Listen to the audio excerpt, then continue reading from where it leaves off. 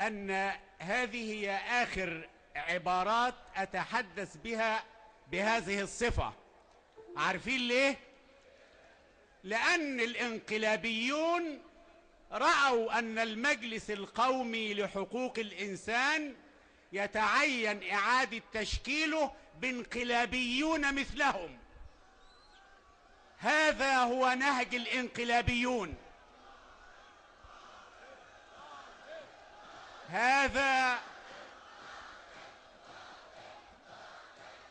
نعم، هذا باطل وكل الباطل.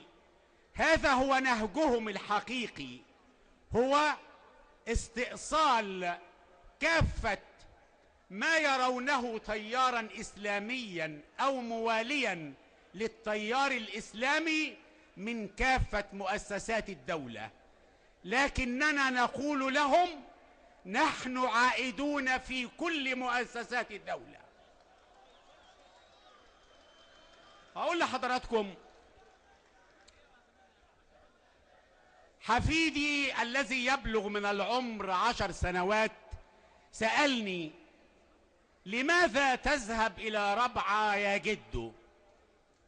فقلت له ونظرا لصغر سنه: لو أن خاطفا خطف من يدك القلم والكراسة ونقودك، هل تتركه بهذا القلم وهذه الأشياء؟ قال لي: لا، لابد أن أكافح لكي أسترد ما خطف مني.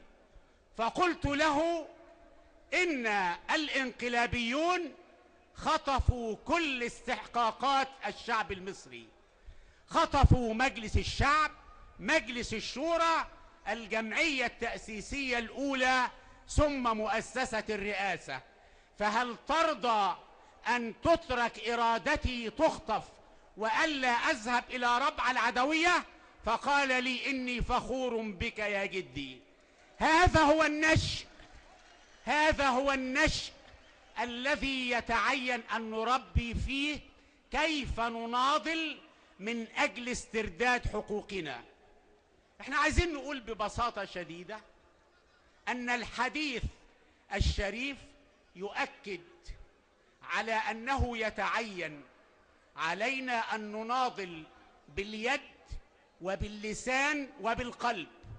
احنا مش عايزين نناضل باليد دلوقتي علشان نؤكد لهم أن النضال سلميا حتى آخر رمق في حياتنا، لكن لابد أن نواصل هذا النضال. تعهدوني أن نواصل هذا النضال؟ طب احنا عايزين نقسم مع بعض هذا القسم. بسم الله الرحمن الرحيم.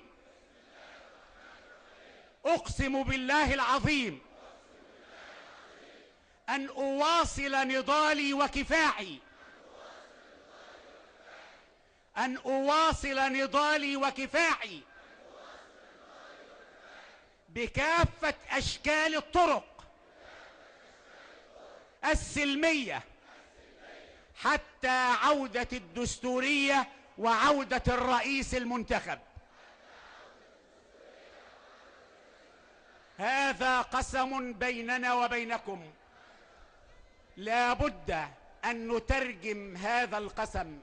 أعلم أن المعظم أصابه الإجهاد والتعب، لكنني على يقين، أنا على يقين تمام، أنا على يقين أن الإيمان الذي يحرككم سوف تتواصلون به حتى يعود الرئيس المنتخب على أعناقنا، وسوف تظل ميادين مصر كلها مليئة بالملايين.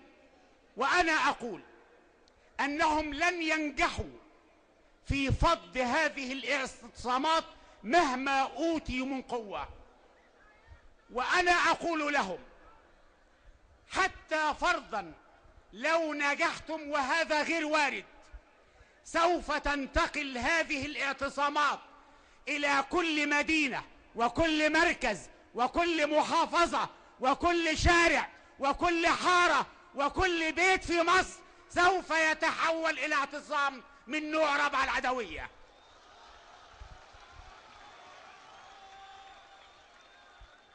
هذا يا أحبائي، وأنتم تعلمون جيدا أن المفاوضات التي تجري الآن تشعركم بأن البساط بدأ يسحب من تحت أقدامهم.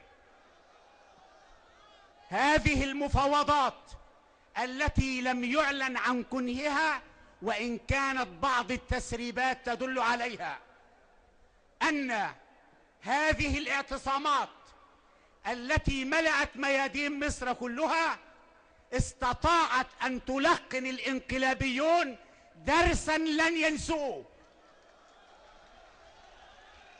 وهذا الانقلاب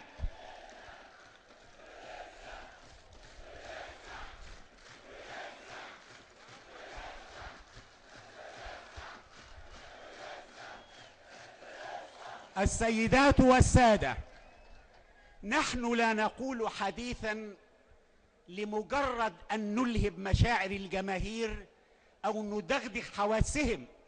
نحن بالفعل أمام ظاهرة تاريخية لم تحدث في التاريخ البشري.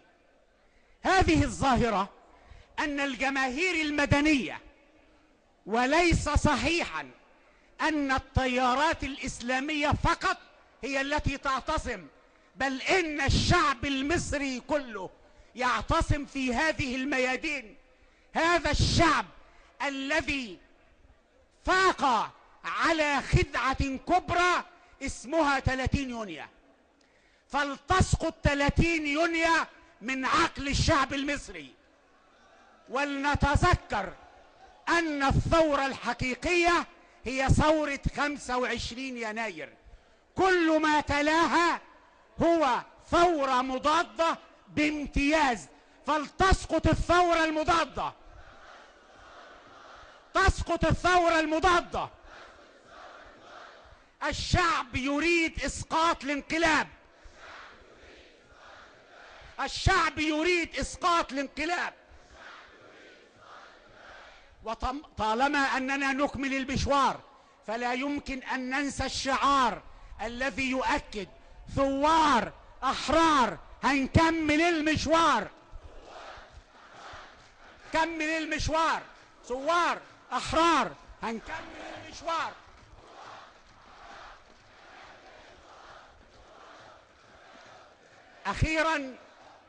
أخيرا يا زملائنا الأعزاء السيدات والسادة، لا بد ألا ننسى بيتين من الشعر قالهما أبو القاسم الشابي اللي أجج المنطقة العربية: إذا الشعب يوما أراد الحياة فلا بد أن يستجيب القدر، ولا بد لليل أن ينجلي، ولا بد للقيد أن ينكسر.